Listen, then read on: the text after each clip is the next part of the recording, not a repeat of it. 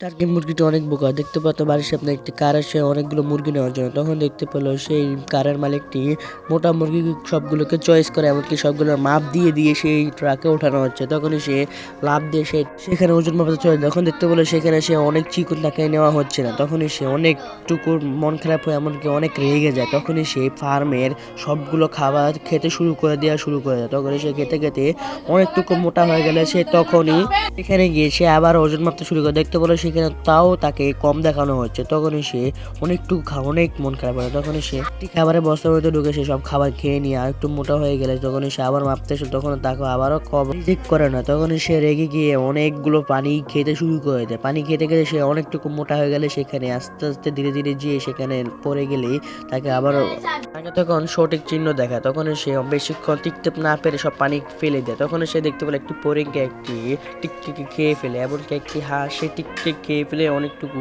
মোটা হয়ে যায়। তখনই সে একটি বুদ্ধি খাটায়। সে তখনই অনেকগুলো খাবার মুখে নিয়ে সে একটি মুরগির উপরে সেই খাবারগুলো ছিটিয়ে দিলে সেই হাঁসটি এসে সেই মুরগিকে খেয়ে ফেললেই সেই হাঁসটি অনেকটুকু মোটা হয়ে যায়। তখনই সে চেষ্টা করলো সেই হাঁসটিকে খাওয়ার জন্য, কিন্তু খেতে পারলো না।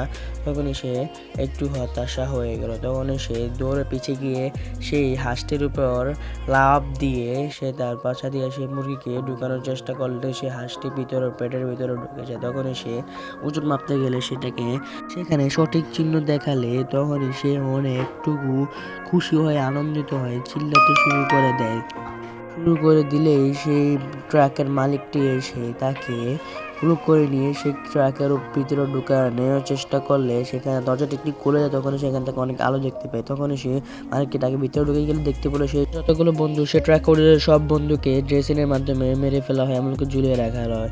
এমনকি দেখতে পাই সেই মুরগিটিকে একজন মানুষ খেয়ে ফেলতেছে, যে জন্য বলা হয়